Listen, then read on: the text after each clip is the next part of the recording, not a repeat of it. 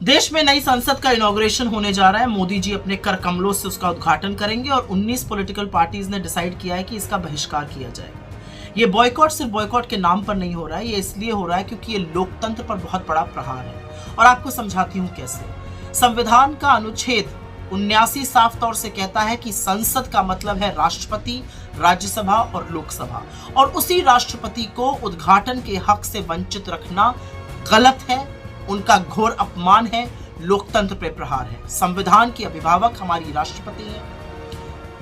लोकसभा और राज्यसभा को बुलाने का और प्रोरोग करने का अधिकार सिर्फ राष्ट्रपति के पास है। ऐसे ही नहीं उनको प्रथम नागरिक बोला जाता है। और शायद ये गर्व की बात है कि एक अनुसूचित जनजाति की महिला पहली बार इस देश की राष्ट्रपति बनी है। मैं पाखंड बताना चाहती हूं नरेंद्र मोदी का।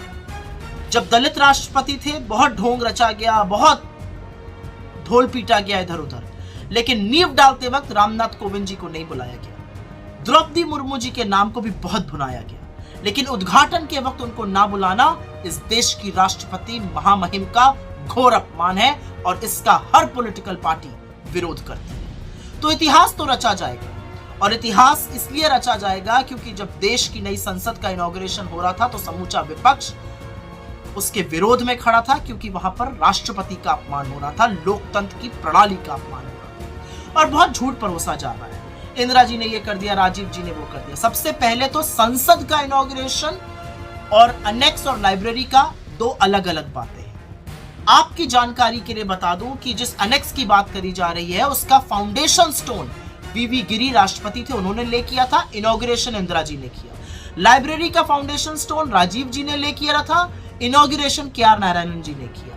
जब एक्सटेंशन हुआ अनेक्स का तो उसका फाउंडेशन स्टोन राज्यसभा के वाइस चेयरमैन हामिद अंसारी जी ने किया, और सोमनाथ चैटर्जी जी जो लोकसभा के स्पीकर थे उसका इनॉग्रेशन नरेंद्र मोदी जी ने बतौर प्रधानमंत्री किया।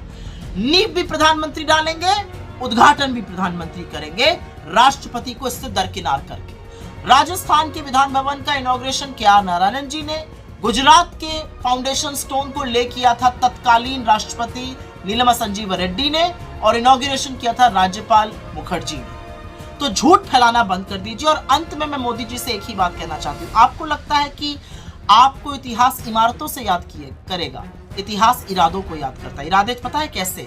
200 साल की ब्रिटिश हुकूमत के बाद IIT, AIIMS, ISRO, BARC, Indian research institute बनाने वाले इरादे, जय किसान जय जवान का नारा देने वाले इरादे, विश्व का भूगोल बदलकर पाकिस्तान के 2 टुकड़े करने वाले इरादे, 19वीं सदी की बात करते वक्त 21वीं सदी की नींव रखने वाले, सूचना की क्रांति लाने वाले इरादे, IT और टेलीकॉम रेवोल्यूशन की क्रांति लाने वाले इरादे, 1991 में विश्व के साथ भारत को जोड़कर हमारी इकोनॉमी को खोलकर रोजगार बनाने वाले इरादे, 2004 से 14 के बीच मनरेगा, खाद्य सुरक्षा अधिनियम, right to education, right to information, वो बुलंद इरादे। इससे इतिहास याद करता है। इमारतें तो सीमेंट और ईंट की होती हैं, और स्पेशली जब वो ईंटें अहंकार की हों, तो इतिहास आपको महंगाई के लिए, बेरोजगारी के लिए, गरीबी के लिए, चीनी अतिक्रमण के लिए,